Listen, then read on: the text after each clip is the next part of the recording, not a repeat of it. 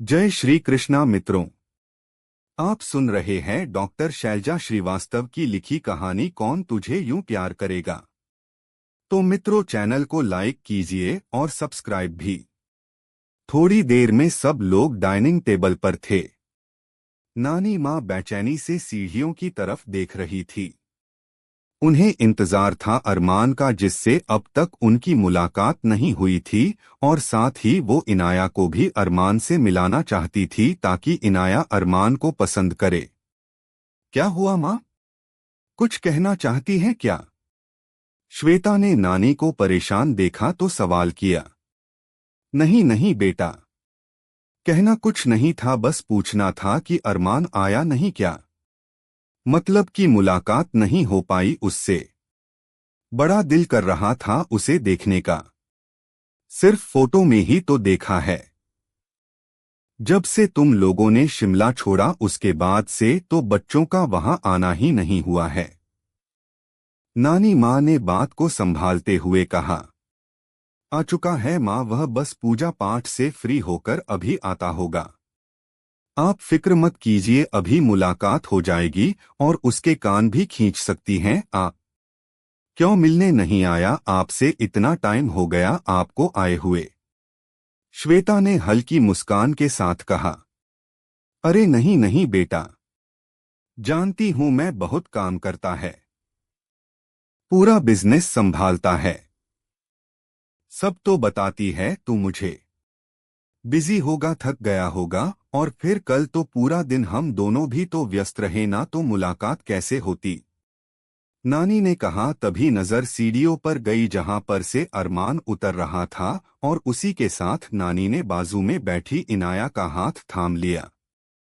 इनाया ने नासमझी से पहले नानी को देखा और फिर उनकी नजरों का पीछा किया, तो उसकी भी नजर सीढ़ियों से उतरते अरमान पर गई।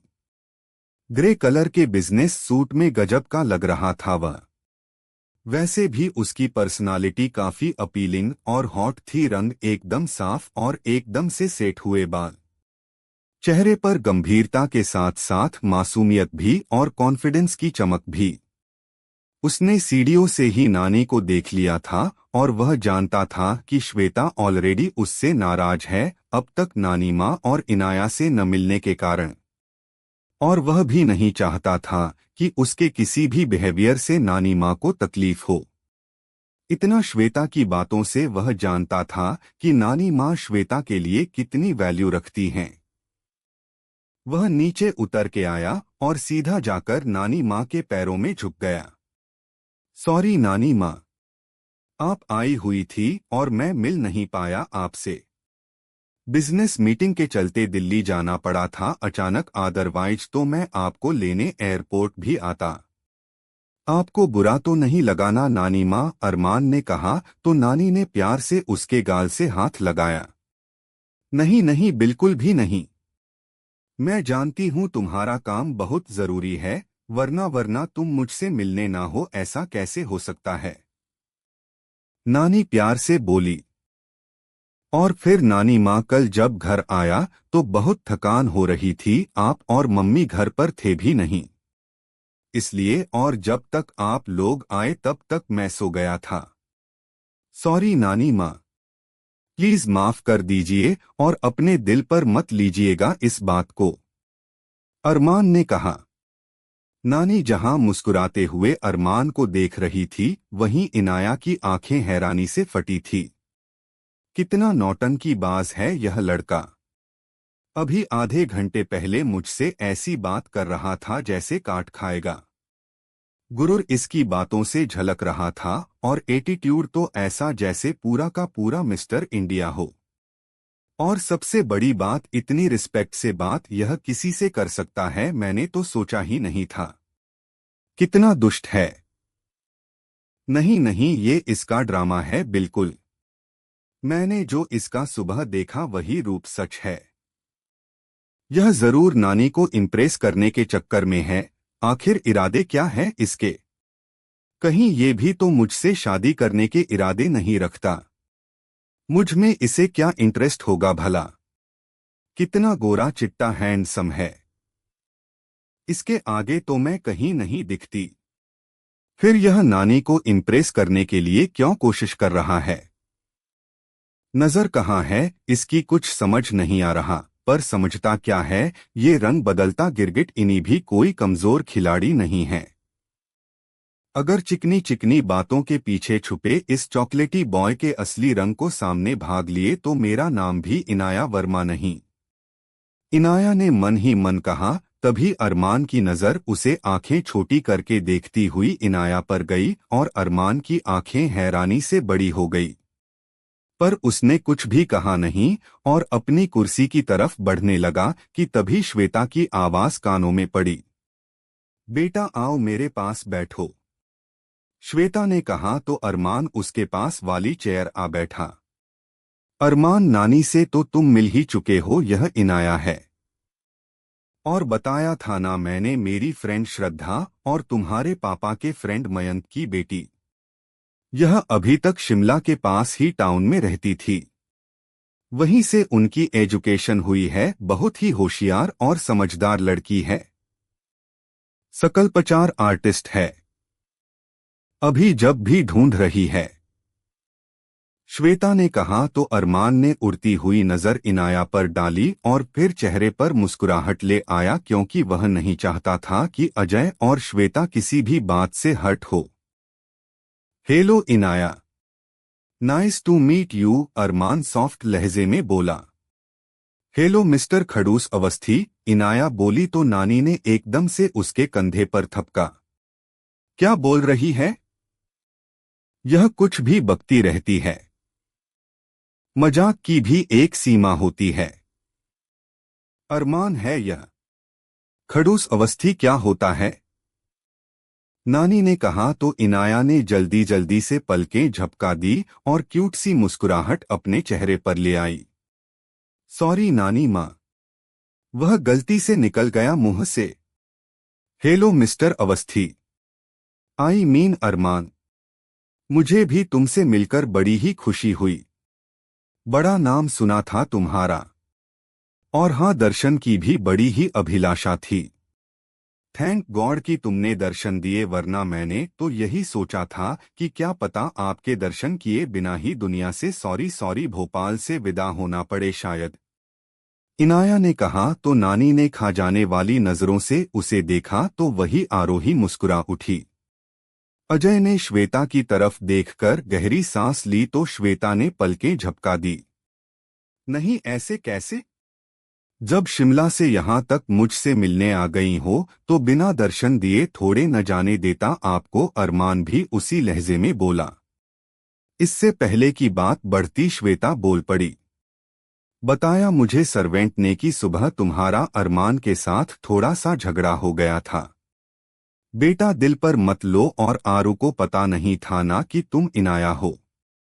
उसे लगा होगा कि पता नहीं कोई और है, श्वेता बोली। हाँ शायद सर्वेंट लगी होंगी इन्हें। मैं वैसे भी कीचड़ में गिरी हुई थी और यह ठहरे साफ सुथरा पंडित जी टाइप तो डॉट कहते कहते इनाया ने नानी की तरफ देखा तो नानी ने आंखों ही आंखों से उसे शांत रहने का इशारा किया। सॉरी श्वेता माँ, वो मेरी थोड़ी बोलने की ज्यादा आदत है ना, इसलिए बोल गई। कोई बात नहीं, सुबह की बात को मैंने दिल पर नहीं लिया है। जाने देती हूँ, इनाया ने कहा तो अरमान के चेहरे पर तनाव आ गया। कितनी चालू लड़की है यह।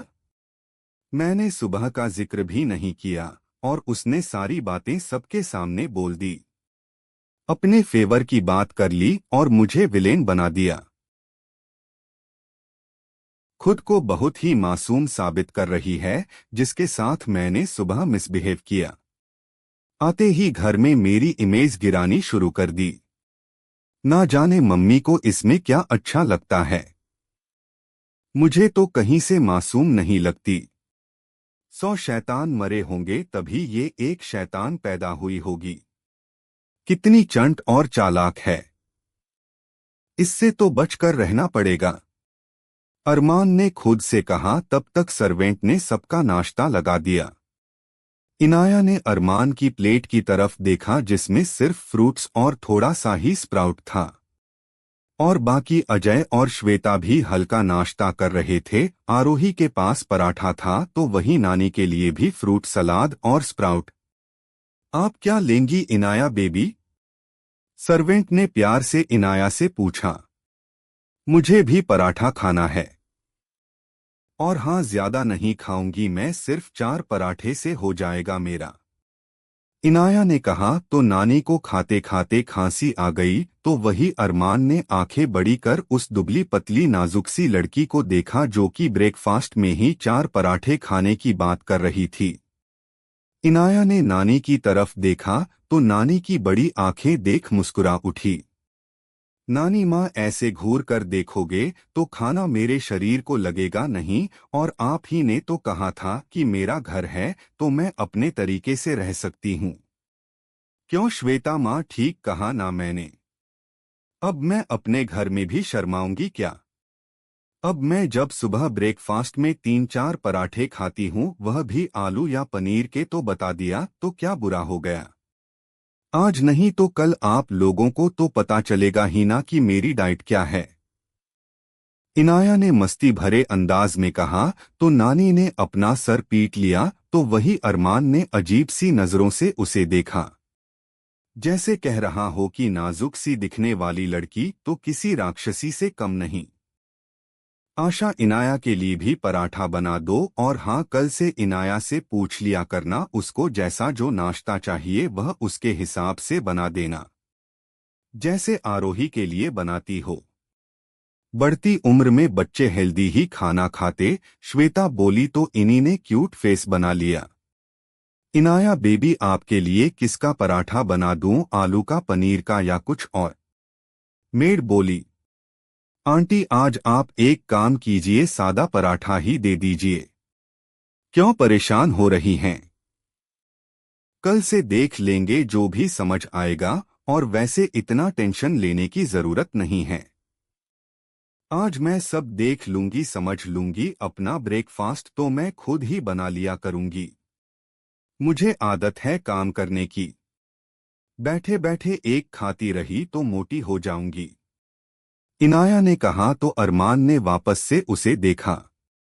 मेड ने लाकर इनाया की प्लेट में पराठा रखा।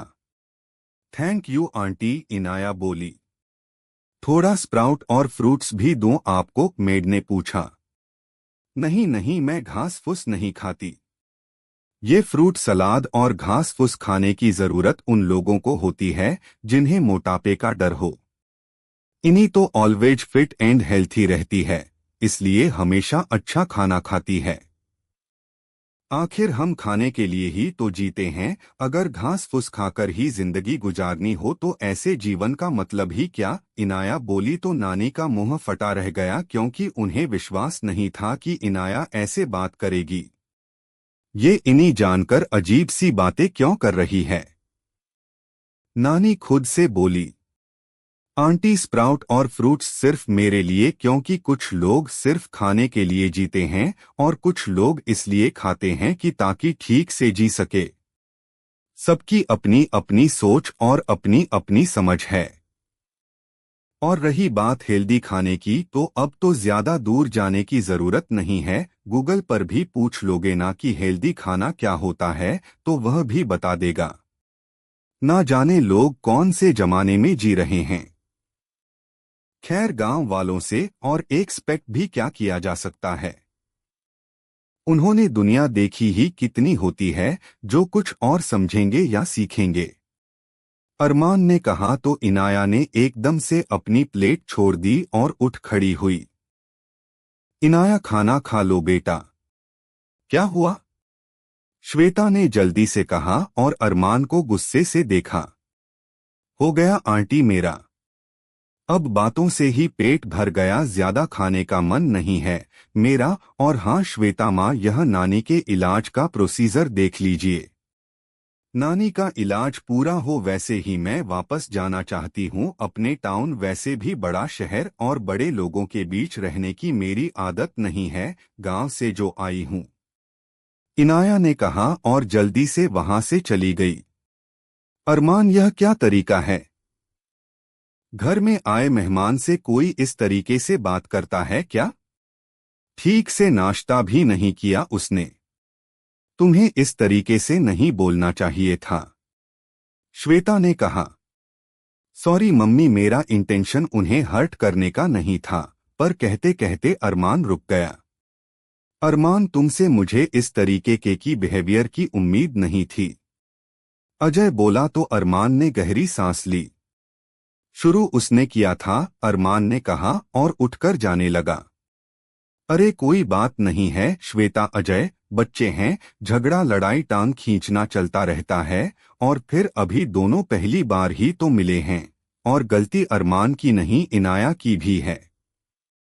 वह भी तो ज्यादा बोल गई थी, ऐसे में किसी को भी बुरा लग सकता है। नानी ने बात संभालने की कोशिश की।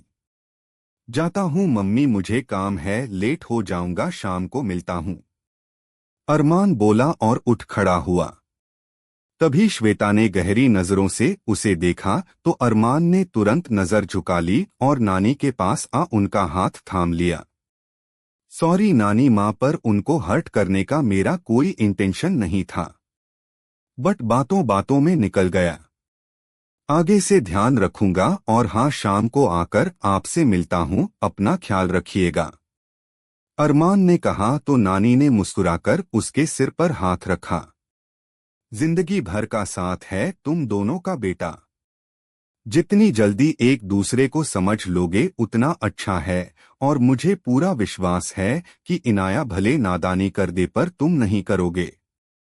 जानती हूं मैं, वह नासमझ है, गलतियां करती है, मुंह चलाती है, बड़बड़ करने की आदत है उसकी, पर मैं तुम्हें देखकर इतना समझ गई हूं कि तुम समझदार हो, संजीदा हो, उसे संभाल लोगे। बस उसे संभाल लेना बेटा, और मुझे तुमसे कुछ भी नहीं चाहिए। बिन माँ बाप की बच्ची है।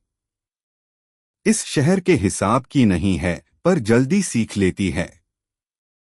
मेरी बच्ची को खुश रखना बेटा, नानी ने कहा तो अरमान के चेहरे पर अजीब से भाव आ गए।